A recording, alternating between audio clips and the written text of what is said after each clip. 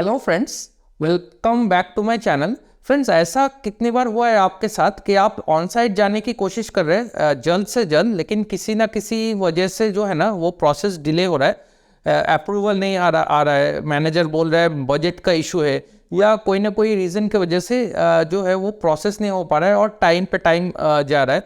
और 1-2 साल मान लीजिए आप वेट कर रहे हैं, फिर भी ये प्रोसेस हो नहीं पा रहा है। आपका अप्राइजल में मैनेजर है, वो बोल रहे हैं कि आपका प्रोसेस जल्दी हो जाएगा, लेकिन किसी ना किसी वजह से डिले हो रहा है फ्रेंड्स। तो अगर आप इस टाइप का जो इश्यूज़ है ना ये फेस किया तो कमेंट में बताइए, मैं जानना चाहूँगा। लेकिन आज की इस वीडियो में मैं मेरा पर्सनल एक्सपीरियंस शेयर करूँगा और ऐसे टिप्स एंड ट्रिक्स शेयर करूँगा जो आप फॉलो करते हैं अगर आप प्रोजेक्ट एग्जीक्यूशन में या प्रोजेक्ट वर्क में, तो आपका जो ऑन साइट प्रोसेस है ना वो जल्द से जल्द हो जाएगा और आप जल्द से जल्द ऑन साइट जा पाएंगे। मैं मेरे पर्सनल एक्सपीरियंस से ये सब बातें करूँगा, तो आपको है ना पूरा इंसाइट मिलेगा आज के इस वीडियो में कि ऑन साइट जो प्रोसेस है वो क्यों डिले होता है और क्या रीज़न होता है और कैसे आप जल्दी ऑन साइट अपॉर्चुनिटी आप पा सकते हैं और कैसे जो है ना जो आप ट्रस्ट गेन कर सकते हैं आपका इंडियन मैनेजर का एज वेल एज जो काउंटर पार्ट है जो आपको बुलाएंगे यूएस या यूरोप से उनका। तो मैं बता दूं फ्रेंड्स, स्वीडन आने से पहले मैं बहुत बार ऑन साइट जा चुका हूँ। मैं फ्रांस में भी रहा एंड मैं स्लोवाकिया में भी जा चुका हूँ ऑन साइट। और मैं 2 कंपनी से ऑन साइट जा चुका हूँ। एक तो मेरा पहला कंपनी था और दूसरा मैं स्वीडन आने से पहले इमीडिएटली जो कंपनी में था उनके तरफ से भी मैं ऑन साइट जा चुका। तो मैं जो भी एक्सपीरियंस है इस वीडियो में आप लोगों के साथ शेयर करूँगा। तो वीडियो में आगे बढ़ने से पहले मैं बता दूं, जो लोग इस चैनल में नए हैं, तो मैं इस चैनल में स्टडी अब्रॉड, जॉब्स अब्रॉड और पर्सनल फाइनेंस के बारे में वीडियोस बनाता रहता हूँ। जो भी मेरा एक्सपीरियंस है उससे मैं वीडियो बनाता हूँ। तो आपको अगर ये सब टॉपिक पे इंटरेस्ट है तो मेरे चैनल को है ना सब्सक्राइब कर सकते हैं। और मैं जो नए लोग हैं उनके इंट्रोडक्शन के लिए बता दूं, मैं अभी फ़िलहाल स्वीडन में हूं। मैं स्वीडन में परमानेंटली जॉब कर रहा हूं एक कंपनी में। और मैं बाय प्रोफेशन मेरा डोमेन सीए इंजीनियर है। सीए ये डिज़ाइन एंड डेवलपमेंट इंजीनियरिंग का एक पार्ट है। जो सीए का फुल फॉर्म है कंप्यूटर एडेड इंजीनियरिंग। तो मैं कंप्यूटर सिमुलेशंस एंड वैलिडेशन करता हूँ।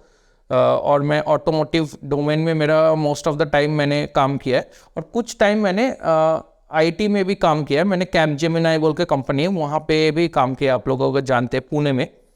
तो ये था मेरा बैकग्राउंड। चलिए फ्रेंड्स, आज के टॉपिक में आ जाते हैं जल्द से जल्द। देखिए फ्रेंड्स, जो ऑन साइट डिले होने का एक बहुत बड़ा रीज़न है ना वो है ट्रस्ट फैक्टर। फ्रेंड्स, आपका मैनेजर का हो सकता है आपके ऊपर पूरी तरीके से ट्रस्ट बना नहीं हो, या उनको ये ट्रस्ट नहीं आ रहा है कि आप कैपेबल होंगे वहाँ जाने के बाद प्रॉपरली एग्जीक्यूशन कर पाएंगे, कम्युनिकेशन कर पाएंगे टीम के साथ। क्योंकि देखिए, आपको अगर कंपनी एक खर्चा करके ऑन साइट भेजती है तो कंपनी का मोटो रहेगा कि जो एक्सपेंस आप पे हो रहा है उसका 100 टाइम्स या 10 टाइम्स उतना रेवेन्यू जनरेट हो, और जो लोग उसी प्रोजेक्ट में इंडिया से काम कर सके उनका काम भी है ना आसान हो सके, और आप जल्द से जल्द जो है ना वो प्रोजेक्ट वर्क इंडिया में भेज सके कम्युनिकेट करके, जो भी प्रॉब्लम्स है वो सॉल्व करके। तो ये जो प्रॉब्लम है, जो ट्रस्ट का इशू होता है, वो हो सकता है आपके लोकल मैनेजर का भी हो या आपके काउंटर पार्ट जो मतलब पूरी तरीके से श्योर नहीं है आप कैपेबल है कि नहीं है।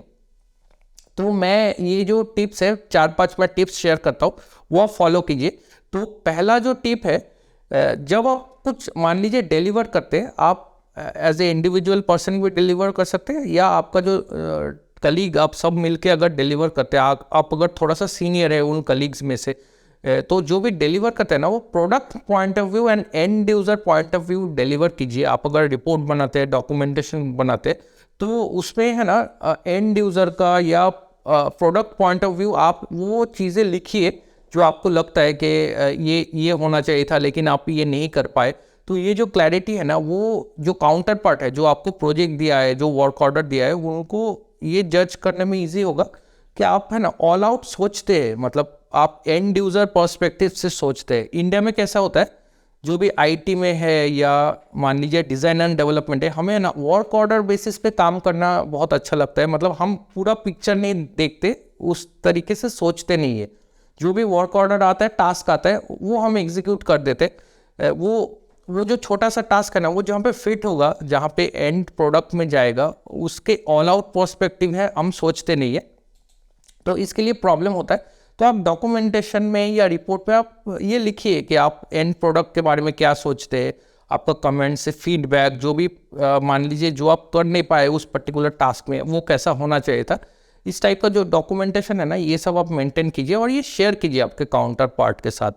तो उनको है ना, इन द फर्स्ट प्लेस आप पे बहुत ज़्यादा ट्रस्ट हो जाएगा।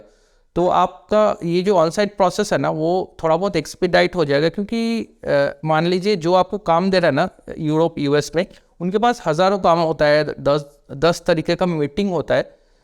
This is the reason they outsource to countries, to other countries, so that वहाँ पे जो एग्जीक्यूशन है ना, वो लोग संभाल सके। मतलब ये तब तक यूरोप या यूएस पे वो मीटिंग्स वगैरह में या मान लीजिए डिस्कशन में जब बिजी हो सके, उनके पास एग्जीक्यूशन का उतना ज़्यादा टाइम नहीं रहता, फाइन डिटेल्स देखने का टाइम नहीं रहता।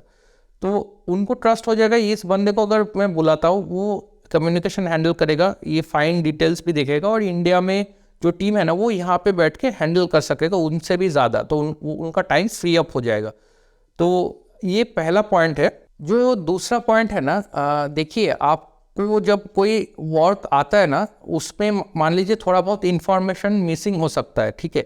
तो अगर आप बार बार जो वर्क गिवर है, जो प्रोजेक्ट मैनेजर है ऑन साइट लोकेशन में, उनको अगर आप छोटा छोटा चीज़ें बार बार पूछेंगे, तो वो भी थोड़ा बहुत कहीं ना कहीं इरिटेट होगा और उनको लगने लगेगा ये बेसिक बेसिक चीज़ें मुझसे क्यों पूछ रहा है। तो उनका टाइम बहुत ज़्यादा ज़ाया होगा। तो कुछ जो भी मिसिंग इन्फॉर्मेशन है ना, आप लोकली वो फाइंड आउट करने की कोशिश कीजिए। हो सकता है आप ही के लोकेशन में, इंडिया में ही कोई और डिपार्टमेंट के पास वो इन्फॉर्मेशन हो, तो उनसे आप गैदर करने की कोशिश कीजिए। जो भी मिसिंग पीसेस है ना, ज़्यादा से ज़्यादा आप खुद ही ढूंढने की कोशिश कीजिए, कुछ रीड कीजिए डॉक्यूमेंटेशंस वगैरह। तो वो मिसिंग जो इन्फॉर्मेशन है वो आप कलेक्ट कर लीजिए 80 to 85%।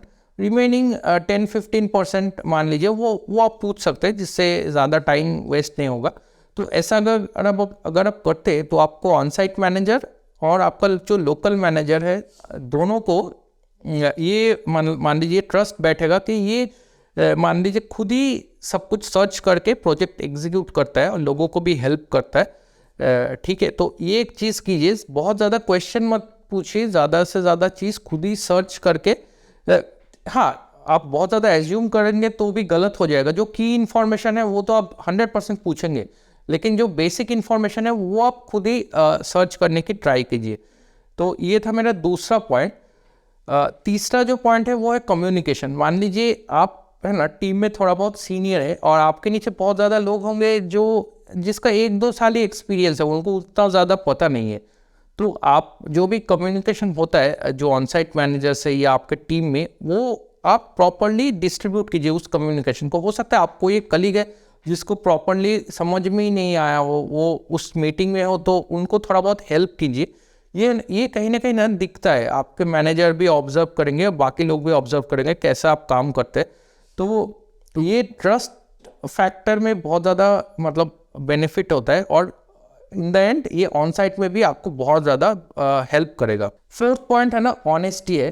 फ्रेंड्स देखिए, आप ऑन साइट मैनेजर या जो भी वर्क दे रहे हैं उसके साथ हाँ में हाँ मत मिलाइए। मान लीजिए एक काम करने के लिए 10 दिन टाइम लगता है, तो आप 10 दिन बोलिए ऑनेस्टली।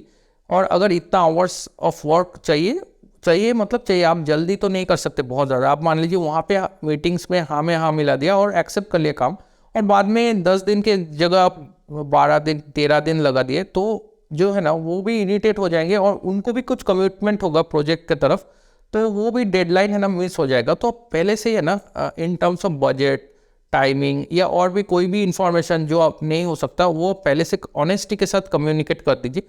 इससे मान लीजिए थोड़ा बहुत इनिशियली थोड़ा बहुत सेटबैक हो सकता है, लेकिन इन द लॉन्ग रन क्या होगा, उनको ट्रस्ट बैठेगा कि आपका जो जजमेंट है ना वो सही है, तो वो उस हिसाब से आपको ट्रस्ट करने लगेंगे फ्रेंड्स। एंड फाइनली मैं बताऊंगा, ये जो 4-5 चीज़ें हैं वो आप अगर कंटिन्यूअसली करते रहेंगे और फाइनली आपका इंटरेस्ट एक्सप्रेस करेंगे आपके मैनेजर से भी या ऑन साइट मैनेजर से, आप इंटरेस्ट एक्सप्रेस कीजिए कि आपको जाना है ऑन साइट अपॉर्चुनिटी के लिए, वहाँ पे जाके काम करना है टीम के साथ। तो ये जो इंटरेस्ट है ना, ये जो इन्फॉर्मेशन है उन तक पहुँचने दीजिए और प्रोवाइडेड आप पहले का जो मैं 4 पॉइंट्स बोला वो ठीक से आप कर रहे, तो उससे कैसा होगा, ऑलरेडी ट्रस्ट फैक्टर रहेगा ही, थोड़ा बहुत आपका जो इंटरेस्ट है वो उनको पुश करेगा आपका जो ऑन साइट है ना ये जल्दी प्रोसेस करने में। फ्रेंड्स मैं बता दूं, मेरा जो पहला ऑन साइट अपॉर्चुनिटी था, मैं जस्ट खुद ही इंटरेस्ट एक्सप्रेस किया था और 3 से 4 महीने में ये प्रोसेस हो गया था। और जो भी प्रीवियस जो पॉइंट है ना वो मैं ऑलरेडी फॉलो कर रहा था, मुझे लगता है कहीं ना कहीं ये मुझे हेल्प किया। और फ्रेंड्स आप अगर अर्ली स्टेज में, अर्ली एज में ऑन साइट अपॉर्चुनिटी आपको अगर मिलता है तो फाइनेंशियली भी बहुत ज़्यादा मदद हो जाता है। मुझे याद है, मैं जब ऑन साइट से आने के बाद मैंने जो पहला फ्लैट लिया था पुणे में, तो उसका जो डाउन पेमेंट है ना उसमें से हो गया था। घर पे जो भी फर्नीचर वगैरह है ना वो भी हो गया था, तो उसके लिए मुझे सोचना नहीं पड़ा ज़्यादा। ये मुझे बहुत ज़्यादा हेल्प हुआ मेरे लिए, फाइनेंशियली भी एंड नॉलेज वाइज भी अच्छा हेल्प हुआ। बाद में कैसा हुआ, मैं जो भी वहाँ पे सीख के आया, प्रोजेक्ट एग्जीक्यूशन या और भी चीज़ें, वो मैं बाद में पूरे टीम में वो नॉलेज दिया। इससे कैसा है, थोड़ा बहुत लेजिटिमेसी यानी थोड़ा बहुत सीनियरिटी भी बढ़ता है टीम में। तो मेरा उस साल मुझे याद है इंक्रीमेंट भी अच्छा हुआ था कंपनी में वापस आने के बाद। तो फ्रेंड्स ये था मेरा पूरा पर्सनल एक्सपीरियंस, और इससे आपको अगर कुछ भी नॉलेज मिले तो मेरे वीडियो को है ना लाइक कर दीजिए और इस चैनल को भी सब्सक्राइब कर दीजिए, तो मैं ऐसे इंफॉर्मेटिव वीडियो लाता रहूँगा। Thanks a lot friends, thanks a lot for watching this video and I will see you in another one.